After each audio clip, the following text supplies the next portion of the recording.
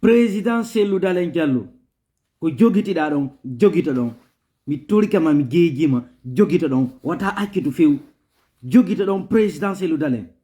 ɗon andi yawreji ɗin ɗuuɗi pande andi poto ko haka gimbal ɓe miijike pottingollon ɓe miijike pottingollon few ɓe falaka yon ardola Guinée vike non hiɗon hiɗa hiɗon teddina on servi leydi la Guinée ndi on wallitike jamala Guinée on duuɓi hiɓe sakkorade on cende ɗen fop fi wata on ardu la Guinée wata on jaɓanɓe ɗum few jogitoɗe ko jogitiɗon noon jogitoɗe ko jogitiɗon noon mon général Cellou Dalein Diallo wata on hulu wata on ƴeñƴo jamala Guinée on fop no yiwtiri ɓamoɗo jogitoɗe ko jogitiɗon noon goto wata on wadde jungo jogitoɗe ko jogitiɗon ko on ɓiɗɗo gorko jogitoɗen wata on hulu wata on ƴeñƴo jamala Guinée on wonde suti e mon ɗo rentigoy on wiwata goto vote jama on goto vote ali jogitoɗe ɗon minen meɗen weltani on meɗen iwtiri ɓawa moɗon kadi on renta jama o hande jama o hayno huuli wowlugol fi Cellou Dalein hiɓe huuli fi wowlugol fi lanɗo maɓɓe on hiɓe huuli fi wowlugol président Cellou Dalein ene onon on ronkay ko keron ha ronkon wolde fi Alaji Cellou Dalein on ronkay ko keron fi ha ronkon wallitade Alaji Cellou Dalein waru ko laamu ibe sakurade mo cenddo fo ko bay ko neddo gayno neddo mardo hakkil neddo yurmetedo sina do hana jone division la Guinée fop no andi ko homboni mais fop no andi kadi ko hombon président Cellou Dalein ko fi Cellou Dalein mapinbe so ibe sortude tugale Alaji Cellou Dalein nen fop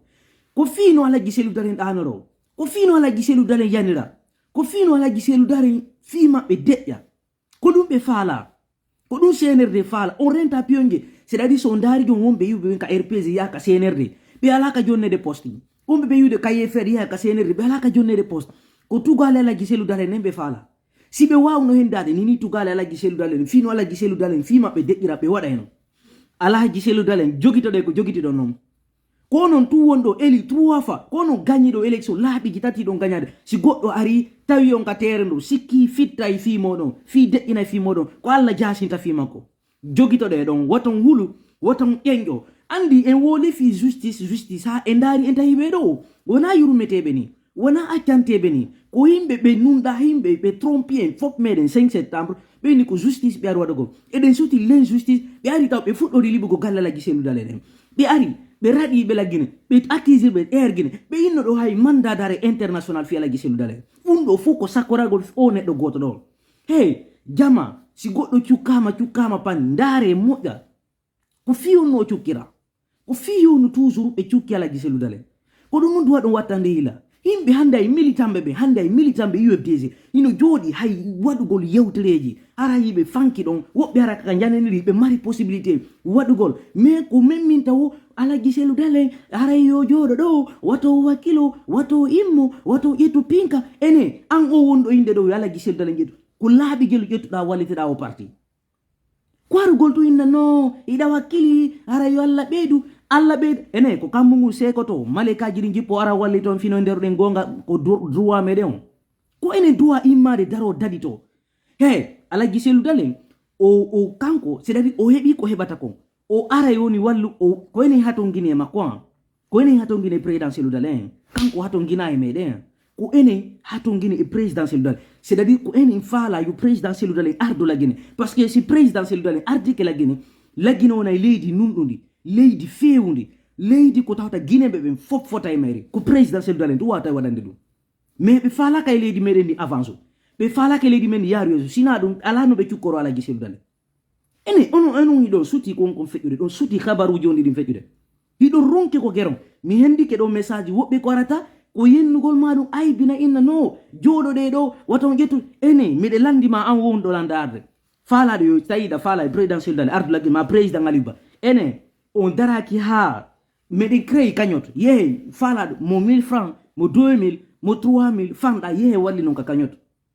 mais waton jolo tum acciron président Cellou Dalein ene onon on mi jutata ko ndi leydi meden ko fop ka findi leydi am wana dumbu wana manin ka ben kankan tu jendi leydi wana manin ka ben tu jendi leydi wana fore shet ben tu ko en fop meden jendi leydi enen be fulbe ko enen duwa atado de lama de ndi leydi meden tarikaji meden fop ala mo anda ko mboni pour le Fouta si tawi no nane do yurmetene do marno de hanno joni division la Guinée ko nde wotere wadano ko wanno ko 2010 filita to non ko 2015 saka fer wata 2020 mais so yi dum do fop wadi mo yurminde tum mo akkitude tum mo négocier fi yo moƴƴo hara ƴiƴam yibbali ko fi wata ƴiƴam ɓiɓɓe leydi hebbu ko feƴƴi kon ko erreur ji feƴƴuɗi hara répétali wata sekutude aru wara ko wari ɗo fof kanko kadi ala gisel dal o yimmoɗo o waɗa ɗum ko ɗum ɗo fof o ebbidi fi yo leydi meɗen ɗin fi yo ɓe manin kaɓen fam mais ɓe ala famude joni jonno on nani hay discours du présidentiel ɓe yaltiɗo tawi ɓe wattiteni jama on calculal jama ko woni inde non c'est toujours même discours on famali hunde wotere ce qui reste clair les coups d'envoi arrive à Conakry billahi on yira guite moɗon en ko neɓa mbeɗe tori présidentiel dal koɓe jogiti ɗon wata ɓe accitu fewi jogitoɗen présidentiel dal ɗum nako suuɗete woto ngulu jamala guinon fof no yitiri ɓawa moɗon hande ko fof faala ko yon immo hande waɗon howwon ɓe ko ɓe par ce que on eɓodir ɓe eɓɓota koye mo doole hiɗon mari doole hiɗon mari soutien peuple moɗon daare so yeehi amérique so yeehi europe so yeehi afrique kala ko yawɗon jama fof no iwtiri ɓawa moɗon ko vice président libre hande ko aduna on fewndi ɗo ko yimɓe gaynaɓe ɓe woni cukkaɗe ɓe tuunina fi maɓɓe mais pour éliminer Cellou Dalein Diallo définitivement dans la lutte politique c'est impossible son sikki ɗon jooɗoto e hoore jamala gi noon bayo noon plus de 14 millions de peuple sikkon ɗo on waɗa ko falle hoore ça c'est impossible ko waɗata kon waɗi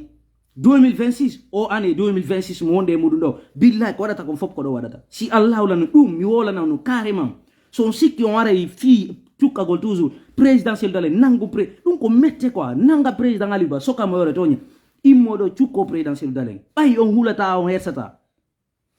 waton hulu waton ƴeƴƴo président jogitoɗe ɗon waton suuɗu waton ƴeƴƴo nangueɓe ɓe ko duwaɓe heññede e sangaru ɓe fof ko duwaɓe yolen fuɗɗore si tawi maayoɓe ɓen yoɓe maayo waton hulu hay e fus jogitoɗe ɗon mbiɗa yiɗi hinkoye goɗo no ara innano aray jooɗoɗe waton waɗum onon ko onnon ɓokku ɗon ndi leydi goy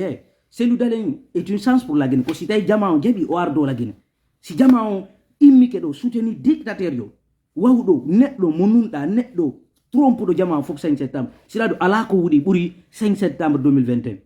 goɗɗo huuɗo wina qu'il va mettre fin à l'instrumentalisation de la justice goɗɗo huuɗo wina que plus personne ne doit mourir pour rien les Guinéens ne doivent plus mourir pour la politique parce que nous avons mis la politique en devant et oublié ce que nous sommes. Il dit il va travailler avec tous les partenaires bi et multilatéraux aussi sur le respect des engagements vis-à-vis des organisations internationales. Le Guinéen respecte sa parole, c'est ça la dignité.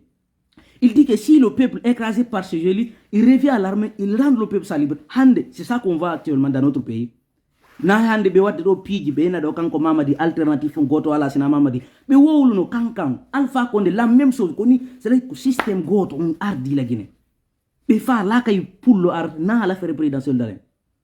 si tay wona dum no si tawno hara be nangano président Aliou Ba si tay no bi yeyino président Aliou Ba yaadi e be élection no wawno si tay no laabuno présidentiel la ina no militant be makko be votant wala président Aliou Ba mais be sakki be nangi ho ko e den di be nangi hande moko babe no jodi no duwanade o l'injustice o yaw ay ɗi dakkali ɗi hersata sina ɗon ala ko duwani ɗo l'injustice awa mi wolane on ce qui reste clair présidentiel dalen watan hulu jaman fopp no yitir ɓawa moɗon jaman fopp no yitir ɓawa hay son laamaki ko jaman fopp no yitir ɓawa mo mais wonde menacé ɓe andi noon ɓe iɗon mari pawa ko nangue iɗo kon hoodere son ponci goɗɗo tum o jalbay himɓe buy hande no waɗi on ko ƴangal ɓe ara ɗo ɓe bako yefdg ɓe famina yefdg koɓe yimɓe koɓe ara sulmeji ɗi domiji no hakkudeji meɗen woni ha seeɗa yiya ɓe ralike ɓe yaka senede ko ɗum waɗata sifa ɗum ɓe waɗi an alaji seldale seɗaɗi nangue gue koye ma alaji seldale kan woni gue nangue hande mo poncuɗa o jalbay ɓattiɗoma o jalbay wonɗo to kala mo poncuɗa ɓattiɗoma o jalbay koɓe yaw ha ɓe heɓa koɓe fala koɓe iwa ɓawa maɗa onon mi anda si tawi ɗum famude ɗum ko yimɓe ɓe nunɗa tu woni o barkade ɗo so daari hay militanɓe meɗen ɗo ɓe Ousmane Gawal wiyata watta ɓe tirode maɓɓe de photo saka fere ɓe ande radio ɓe ka parti alors que no haray ɓe hakkudeji meɗen jogitoɗe ɗon watton hulu watton ƴeñƴo holle ɓe ono woni Alaji Cellou Dalein ko ma hollonɓe ɗum par ce que sina ɗum ɓe famata ɓe ko pay ko yeeso moɗon ni watton hulu watton ƴeñƴo majje few jokke haaju moɗon watton lando few ndeno yaltita noon ɓe wallahi ndeno yaltita noon ɓe kamɓe tigiri kamɓe randata laamu ngu e yo mandamo 7 ans ɓe jooɗoɗo kadi ɓe suspenda parti on ɓe prolonge kadi suspend ɓe inna kadi 3 mois encore wona 6 mois ɓe faala fittugol fi IFDG fittugol fi o parti ɓayi jigaje ɗe no jooɗi mais son sikki on waɗa e ɗum marsata présidentiel dalen jama no holi on no hidi on yo Allah ko lamugo mi tolike ma Allah seku ka bawgal ma o ka présidentiel dalen duube cellal o ka mu lamu lagine mi tolike ma Allah ya man huwal wahidu ahadu as-samadu allazi lam yalid wa lam yulad wa lam yakul lahu kufuwan mi tolike ma kala mi jiro jasinde fi présidentiel dalen kala mi jiro bondo wondo hakkude jame faalaado jasinde wondo yaltinde secret jame wondo yaltinde piiji ko hakkunde jame ya holla yimbe amen aybe be mi tolike ma Allah yaltimo hakkunde jame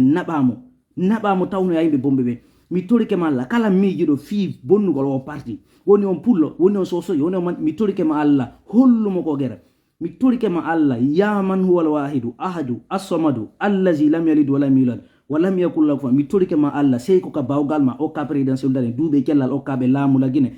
fino be ardoro leydi lagine ni parce que si be ardike lagine wona leydi nundundi leydi fewundi leydi ko tawta gine be ben fofota e mayri mi tolike ma Allah o ko présidentiel dalen laamu mi tolike ma Allah o ko présidentiel dalen laamu o ka be duube kellal no be ardoro lagine he poto ko haka gimbal mi tolike ma Allah be do anu dibe nde mo yere maada do be tolike ma abi ari be yetti deftere maada ne be wondirani ma be ni be jamfota ko be jamfike Allah mi tolike ma hollube dole maada den Allah mi tolike ma ya man huwal wahidu ahadu as-samadu allazi lam yalid wa lam yulad wa lam yakul lahu kufuwan Allah mi tolike ma seku ka bawgal ma o ka présidentiel dalen laamu aw kimo ko aw kal gine hay aw ki ala gisul dalen ko aw kal gine jo ay Allah hewtimo ko faala don hewtimo seku touré Allah mi tolike ma hewtim présidentiel dalen seku touré parce que ko on woni moƴƴore ko woni moƴƴor lagine on ko do wawto ardade lagine mi tolike ma Allah yaltim président Ali Bay do jam moƴƴere ka kaso be wawa hendade ndi leydi meden e do jam moƴƴere do be ardoro leydi meden mi tolike ma Allah